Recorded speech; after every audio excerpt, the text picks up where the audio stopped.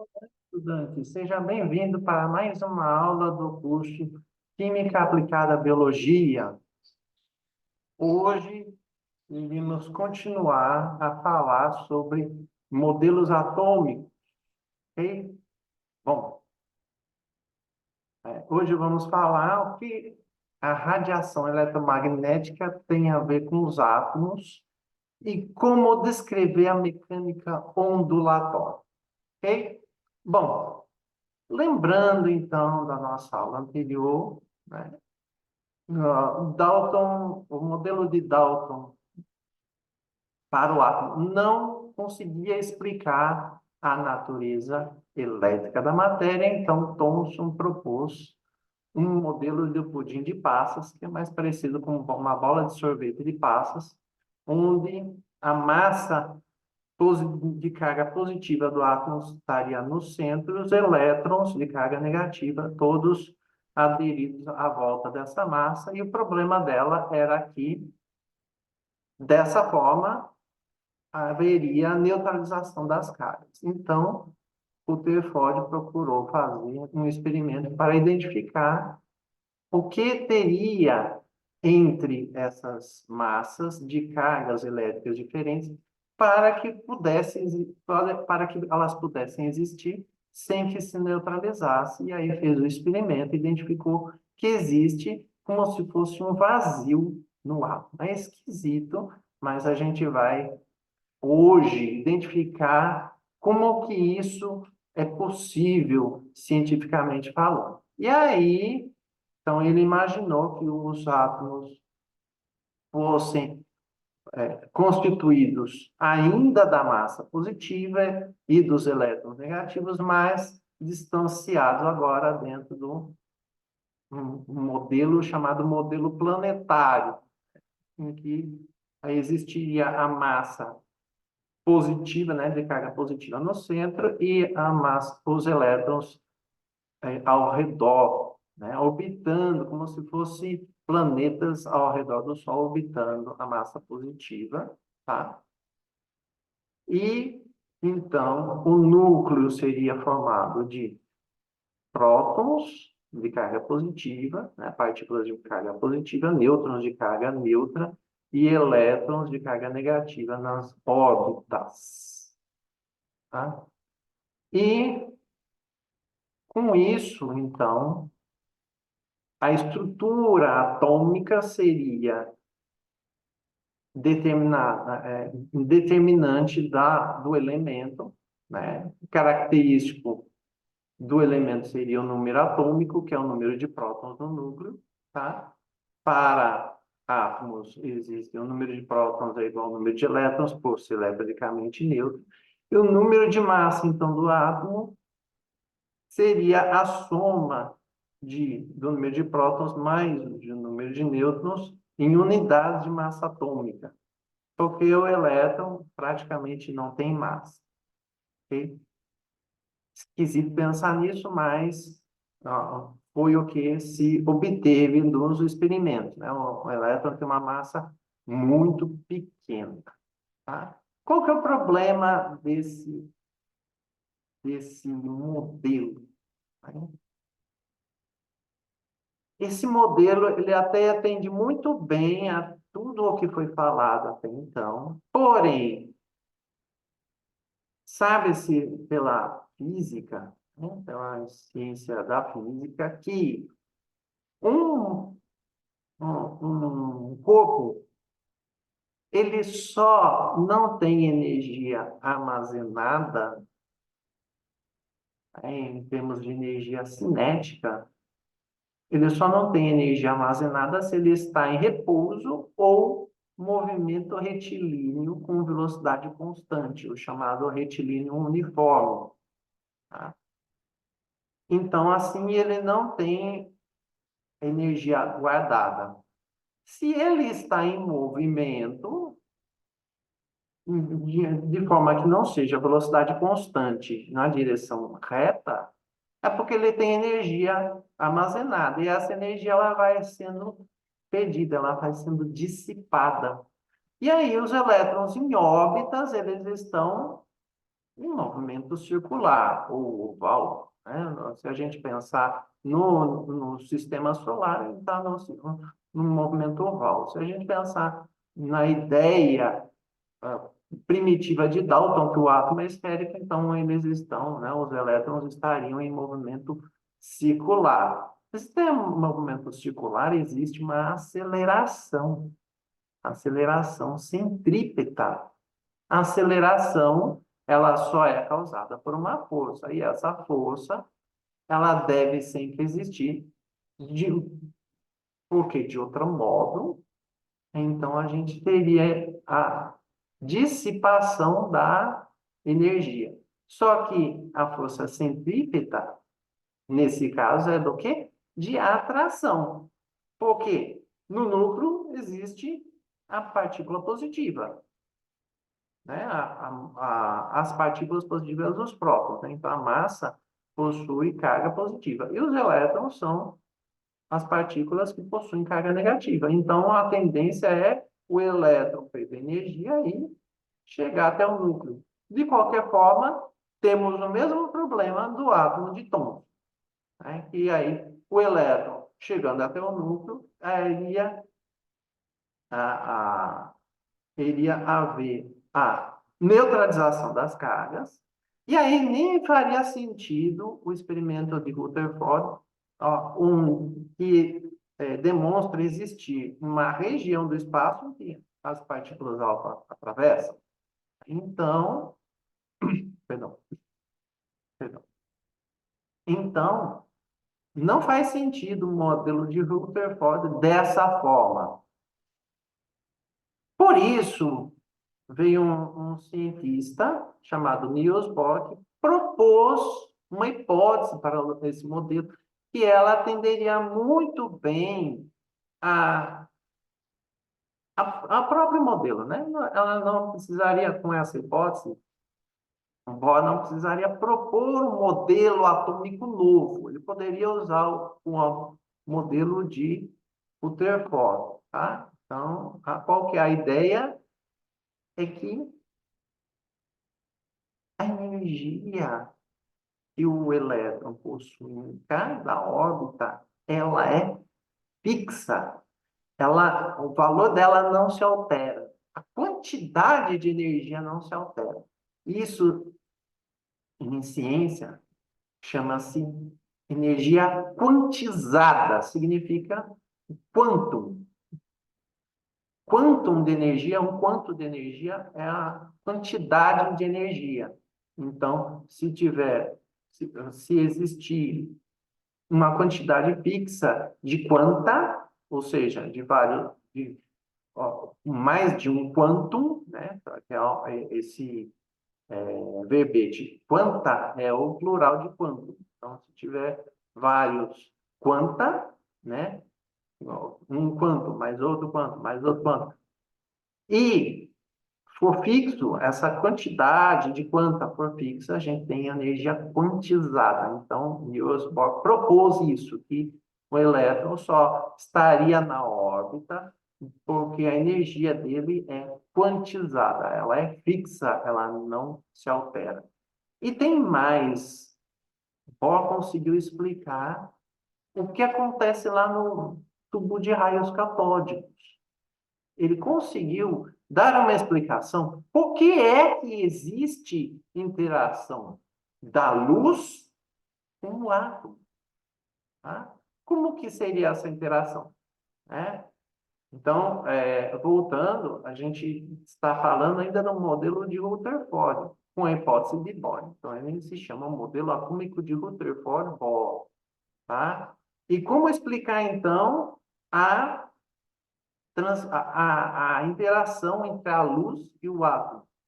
Tá? Como o elétron ele possui energia fixa para cada órbita, para que ele se altere nas órbitas, ele precisa receber também quantidades, pacotes de energia que tenham energia, a quantidade fixa de energia, tá? Se ele receber essa quantidade fixa de energia, ele pode saltar de uma órbita, tá? Então, o elétron ele só salta nas órbitas quando recebe quantidades fixas de energia, tá? Porque cada órbita tem uma quantidade fixa de energia, ok? Geralmente, quando isso acontece, que o elétron recebe essa quantidade de energia, o átomo, que quando o elétron está no estado em que esse elétron aqui mais interno está nessa órbita mais externa, tiveram alguns cientistas que chamaram esse estado do átomo de estado excitado. Eu não sei por que tanta pornografia, mas enfim. Aqui a gente tem, então, o estado excitado do átomo, em que o elétron está numa condição de maior energia do que o seu estado comum, um estado chamado fundamental. Tá?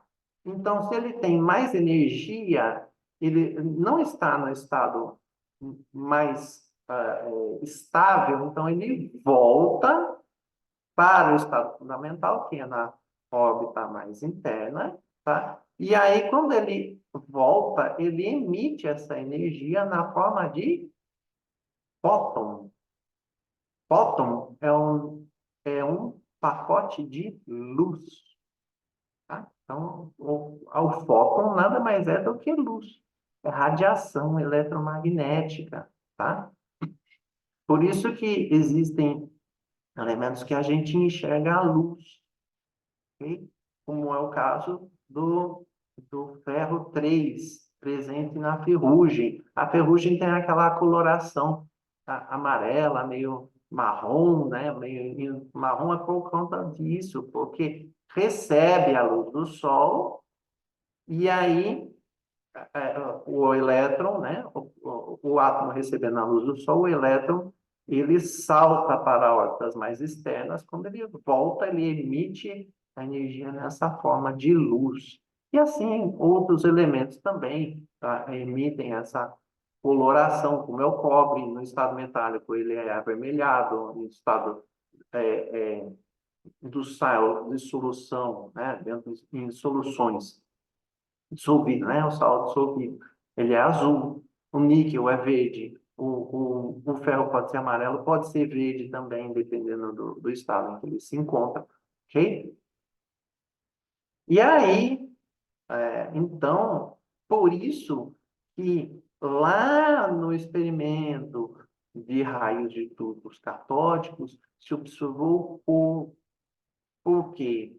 O átomo recebeu energia ali na aplicação da voltagem dentro do tubo de raios catódicos, ele recebeu energia e aí essa energia foi suficiente para fazer essa transição entre as órbitas, que a gente chama de transição eletrônica, porque é o elétron que efetua essa transição, tá? Então, foi possível no tubo de raios catódicos haver a transição eletrônica com a volta do elétron ao estado fundamental do átomo emitindo luz, tá? Isso é possível em todas as órbitas do átomo. Tá? Não existe uma só órbita em que isso não seja possível. É possível em todas as possibilidades dentro do átomo a gente pode ter essa transição eletrônica, e então existem várias formas de o átomo emitir luz, tá? Ou não necessariamente uma luz visível, tá? É uma radiação eletromagnética, como é chamada, inclusive, a luz visível, né? Toda energia na forma de luz ou semelhante à luz é chamada de radiação eletromagnética. E como existe mais de uma forma disso acontecer no átomo, a gente tem um espectro, ou seja, um conjunto de radiações que o átomo pode emitir, certo? Então, ele pode emitir luz aqui na região da luz visível, ele pode emitir radiação na região do infravermelho, tá? A radiação infravermelha é a radiação do calor do Sol, Ele pode emitir radiação ultravioleta, que é a radiação também proveniente do Sol, mas que pode causar câncer, ok? Como também ah, pode emitir muito menos comum outro tipo de radiação, ok? Exceto elementos radioativos que a gente não vai comentar aqui no curso, que podem emitir radiações muito mais energéticas. Tá? Mas, para o efeito dessa transição do elétron entre as órbitas dentro do átomo, temos principalmente emissão de radiação infravermelho, visível e ultravioleta. Por conta disso, é possível tanto caracterizar materiais quanto quantificar materiais. Porque se a gente tiver, é como no suco, né? Que a gente compra aquela garrafinha de suco concentrado, né? E colocamos na água. O que que acontece quando a gente põe uma parte na água? Fica mais diluído, fica com uma concentração menor a solução. Então, o que acontece? Tem menos átomos ali, tem menos espécies químicas, a coloração fica menos intensa. Então, por conta disso, é possível quantificar também, né? Identificar qual é a concentração em uma solução. Isso é possível através das técnicas de espectrofotometria. Espectro, porque está emitindo luz dentro do espectro, do fóton, né, de luz, medida da luz do espectro. Tá? Medindo a luz ali, emitida pela solução colorida, né, em uma faixa do espectro. Né? Pode ser, inclusive, realizado na radiação infravermelho ou na radiação ultravioleta. Né? Mas, comumente, a gente percebe radiação da luz visível. Quanto mais concentrado, mais intensa a cor. Por isso que é possível identificar a concentração. Ok? Bom, e aí ainda existe uma questão. Como que é possível ter esse vazio no ar? É estranho, né? Já explicamos a natureza elétrica da matéria, já explicamos a natureza da interação da radiação eletromagnética com a matéria, mas esse vazio, é esquisito esse vazio, mas não. Bom, esse vazio, ele poderia ser melhor explicado ainda em termos energéticos, tá? Alguns cientistas começaram a propor, né, uma explicação para esse vazio dentro do átomo, tá? Começando por de Broglie, que é um cientista que propôs uma hipótese em que o elétron ele tem características de matéria e de energia ao mesmo tempo. Não é ele que consegue transportar energia elétrica? Não é ele que consegue emitir luz? Não é ele que consegue armazenar energia? Então, ele pode muito bem ser considerado como energia, porque ele se comporta como energia. Então, ele tem características de matéria e de energia. Inclusive, até Albert Einstein propôs isso com aquela formulação muito conhecida, né? Típica da, quando a gente pensa em Einstein, na fórmula matemática E igual a mc2, né? Que é a teoria da relatividade. Ali ele está colocando que existe energia relacionada com matéria, né? Existe uma relação entre energia e matéria. Ok? Bom, então, pensando que o elétron se comporta como energia, ele poderia, então, oferecer uma barreira energética dentro do átomo. Porque se as fronteiras do átomo não são no núcleo, só podem ser na eletrosfera, nas órbitas em que o elétron está traçando. Então, como que os átomos poderiam formar materiais maciços, rígidos, se não for através de uma barreira energética criada pelo elétron? E só pode ser criada porque a gente considere o elétron como sendo energia, como tendo propriedades de energia, como agindo como energia. O problema de resolver isso, de conseguir identificar isso claramente, é que Heisenberg procurou identificar, então, a posição e a velocidade do elétron ao mesmo tempo para entender essa barreira energética e não conseguiu com precisão. Se existe precisão para determinar a posição do elétron, eu não consigo precisão para determinar a sua velocidade. E vice-versa. Se eu consigo precisão para determinar a sua velocidade, eu não sei onde ele está exatamente. Eu não tenho precisão para determinar a sua posição. Então, assim fica um pouco complicado de identificar qual é realmente a natureza dessa barreira energética, mas ela existe, né? A única explicação que pode se dar ao fato de que os materiais são maciços é que o elétron promove essa barreira energética, não é? Ou seria de outra forma? De que outra forma seria? Né?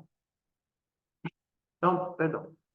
Então, partindo-se daí, é que começaram-se os estudos de mecânica ondulatória. O que é mecânica ondulatória? Mecânica significa a parte da física que trata da matéria. E ondulatória é a parte da física que trata de ondas. Ondas são formas de energia. Toda energia pode ser descrita por ondas. Então, já estamos falando de mecânica ondulatória. E como, então, podemos descrever o átomo? Se pode descrever o átomo em termos do comportamento dos elétrons. Como que eles estão ali se movimentando? Em que posição? Onde que vamos encontrar os elétrons? Como existe esse princípio da incerteza de Heisenberg, que eu não consigo identificar a posição e a velocidade ao mesmo tempo, eu posso partir de outras premissas, que foi o que Schrödinger fez. Ele estabeleceu uma equação que determina que a energia do elétron ela está relacionada à posição e à velocidade. Nada mais essa fórmula toda louca e toda doida, toda complicada, nada mais é do que isso. A energia do elétron, ela não existe lá na parte da física, que a energia total é a energia cinética, a energia de movimento, mais a energia potencial, a energia que existe e existe um potencial, aquela energia que tem o potencial de ser transformada em outra, né? Então, nada mais é do que isso. A energia total do elétron é a energia cinética, a energia da velocidade, mais a energia potencial, aquela energia que ele ocupa em uma determinada posição, aquela energia que está relacionada à energia quantizada, né? Ok? Né? Essa energia total é a energia que está relacionada àquela energia quantizada que Bohr descreveu. Ok?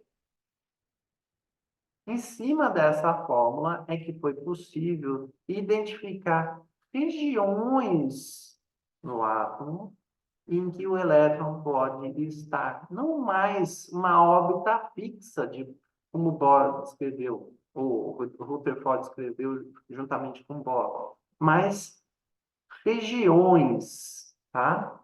Regiões chamadas de orbitais, ok?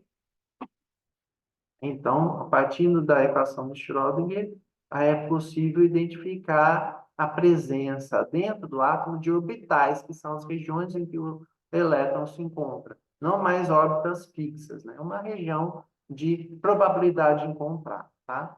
Esses orbitais são distribuídos em camadas, tá? Então, o átomo seria dividido em camadas diferentes, de K até Q, 7 camadas conhecidas atualmente, tá?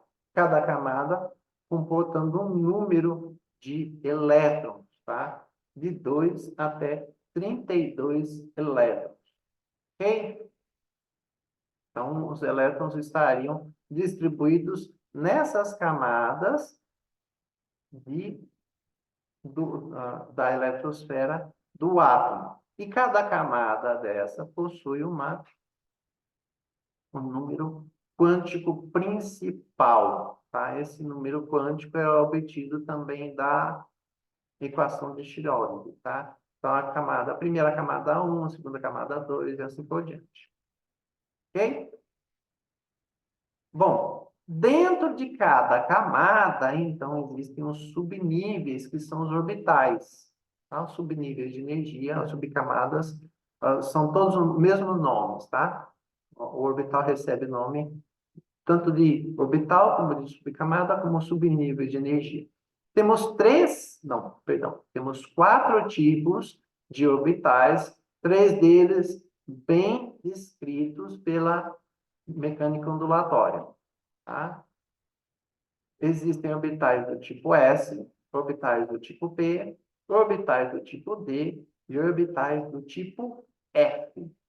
Orbitais do tipo S, P e D são bem descritos pela mecânica ondulatória e apresentam, conforme o resultado das equações, essas formas, tá? Então, o subnível S, ele é um subnível esférico, ele comporta até 2 elétrons. O subnível P, ele possui essa forma de halteres, tá? E ele é composto de 3 orbitais P, tá? O subnível de energia P pode comportar 3 orbitais P, cada orbital com essa forma de halteres. Como cada orbital comporta 2 elétrons, no máximo, então, 3 vezes 2, 6 elétrons, no máximo, são comportados pelo subnível P. Subnível D são 5, tá? Cada um deles comporta 2 elétrons, então são 10 elétrons. E o subnível F provavelmente são 7, não foi descrito ainda, mas provavelmente são 7 tipos de orbitais, tá? Então, aqui está descrito nessa tabela o número máximo de elétrons e o número quântico secundário que é atribuído a cada elas, tá? Esse número quântico também é chamado de um número quântico azimutal. É o mesmo nome, tá? É o mesmo número quântico, perdão. Número quântico secundário, posso chamar de número quântico azimutal, tá? Então, número quântico secundário para o orbital S é 0, para o orbital P é 1, D é 2 e F é 3, ok? E isso, então, esses orbitais estão dentro das camadas, ok? Bom, e a mecânica ondulatória vai além disso. Ela descreve como esses elétrons podem ser distribuídos nesses orbitais, ok? Por conta da equação, da resolução da equação de Schrödinger ainda, tá? Preenchimento dos orbitais, ele é realizado através do diagrama de distribuição eletrônica, o que resulta em uma configuração eletrônica para cada átomo, ok? Então, esse diagrama de distribuição eletrônica, também é chamado de diagrama de Linus-Pauling, ele é uma forma simplista de identificar como distribuir os átomos, ou os elétrons dentro de um átomo, por meio, né, através dos seus orbitais, por meio das subcamadas, ok? Eu digo de forma simplista porque, em alguns casos, essa sequência ela não é bem obedecida, ok? Por conta da energia mesmo que existe. O livro do Russell, ele traz todas as configurações eletrônicas dos elementos até o número atômico 106, tá? Então, ali traz os exemplos que seguem a esse diagrama perfeitamente e os exemplos que não seguem exatamente. Por isso que eu digo que é uma forma simplista, uma forma generalizada de realizar a distribuição eletrônica, tá? Uma forma quase que 100% confiável, ok? E como que se faz a distribuição eletrônica, então? Seguimos aqui a partir do começo aqui do diagrama, a parte de cima. Esse número maior que aparece é o número da camada. Camada 1, camada K, camada 1, tem um subnível S, comporta no máximo 2 elétrons, tá? Em seguida, eu continuo aqui para a seta de baixo. Já na camada 2, no subnível S, com 2 elétrons no máximo, né? E essa distribuição vai sendo seguida até se atingir o número máximo, o número de elétrons que o elemento possua, tá? Seta seguinte, 2 P6, né? Então, agora eu já tenho o subnível P até 6 elétrons, 3 S2, 3 P6. Ao invés de continuar 3D10, a gente passa para 4S2, porque geralmente o 4S2 ele é menos energético do que o 3D. Tá? O 4S geralmente é menos energético do que o 3D. Tá? Por que que eu digo menos energético? Porque aqui, de cima para baixo, vai aumentando o nível de energia. Quanto maior o nível de energia, mais instável o átomo fica. E aí a tendência é que ele procure o estado de menor energia possível. Tá? O estado fundamental do átomo é o estado de menor energia possível. Então, começamos pelo subnível de menor energia, 1S. Depois, o próximo, 2S, 2P, 3S, 3P, 4S, 3D e assim por diante. Ok? Vamos fazer aqui vamos ver um exemplo de distribuição eletrônica conforme o diagrama de Linus Pauling, tá? Por exemplo, o átomo de ferro, tá? O átomo de ferro, ele possui número atômico igual a 26, significa que ele tem 26 prótons no núcleo, ok? Se ele possui 26 prótons no núcleo e é um átomo, se é um átomo, ele é eletronicamente neutro. Então, o número de cargas positivas é igual ao número de cargas negativas. Se são 26 prótons, são as 26 cargas positivas. Então, ele sendo eletricamente neutro, ele tem que possuir 26 cargas negativas, ou seja, 26 elétrons.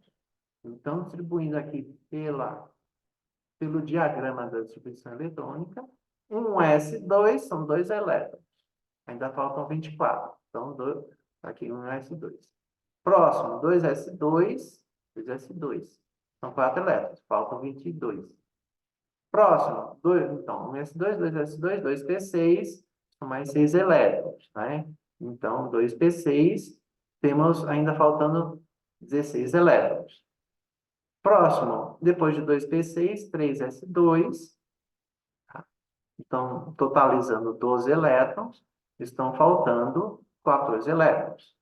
Próximo, 3P6, tá? Então, colocam mais 6 elétrons, e já temos 18, estão faltando 8 elétrons. 4S2, tá? Então, 3P6, 4S2, que é o próximo nível energético, tá? Então, até aqui temos 20 elétrons, estão faltando 6. Então, o próximo seria 3D e completamos com o número de elétrons que faltam, 6, tá? Porque não pode ser 10, porque o 10 é o máximo. E o ferro tem 26 elétrons, não tem 30 para colocar 10 elétrons aqui. Ele tem 26. Então, Até aqui são 20, estão faltando 6, até aqui no 3d6, tá? Lembra-se que eu comentei que, né, o diagrama nem sempre ele é fielmente obedecido, tá? Ele é um indicativo de como se faz a configuração eletrônica na maioria dos casos. Porém, no caso exatamente do ferro, esses dois orbitais eles são invertidos, porque o 4s, no caso do ferro, ele é mais energético do que o 3d, ok? Isso tem lá descrito no livro do Russell, ok? Bom, interessante é o seguinte, existe a regra de distribuição dos elétrons, a regra de Rand, tá? O que que a regra de Rand diz? Que para cada orbital, tá? Eu represento aqui por um traço na horizontal, eu preencho primeiro elétrons desemparelhados, ou seja, elétrons isolados, sozinhos, tá? Então, tenho primeiro esse aqui, depois o segundo, depois o terceiro, depois o quarto, depois o quinto. Então, eu distribuo os elétrons pelos, no caso aqui são 6 elétrons, então eu consigo distribuir pelos 5 orbitais. Se fossem 2, eu começaria só o primeiro e o segundo, acabou, né? Se fossem 3, o primeiro, o segundo, o terceiro. Ou 4, o primeiro, o segundo, o terceiro e quarto. Tá? Agora são 6, então sobra mais um elétron. Então, esse último elétron ele volta aqui para o primeiro orbital, fazendo par com o elétron do primeiro orbital, que já foi preenchido. Tá? Essa distribuição, também descrita pela mecânica ondulatória, explica as propriedades magnéticas do ferro. Por quê? Porque com a passagem de corrente elétrica, que é produzida pelo movimento dos elétrons, a gente consegue ter a indução de magnetismo, tá? E no caso do ferro, são 4 elétrons caminhando no mesmo sentido, tá? Então, existe para cada elétron, existe um magnetismo que vai sendo incrementado. 4 elétrons, então, temos um grande magnetismo, tá? Isso explica as propriedades magnéticas do ferro, do elemento ferro. Ok? Só para terminar, então, existem mais 2 outros números quânticos. Número quântico magnético, ok? Que ele vai de 0 até aos limites do número quântico azimutal positivo e o seu oposto, ok? Então, aqui no orbital 3D temos de -2 até +2, tá? Porque o L aqui é 2, para o 3D, ok? E o número quântico spin, que é mais meio ou menos meio, significa somente a direção em que o elétron está orbitando no orbital. Ok? Bom, a partir da próxima aula, então, agora vamos descrever melhor como que a estrutura atômica está relacionada às propriedades dos materiais. Ok? Te aguardo na próxima aula. Muito obrigado e até lá.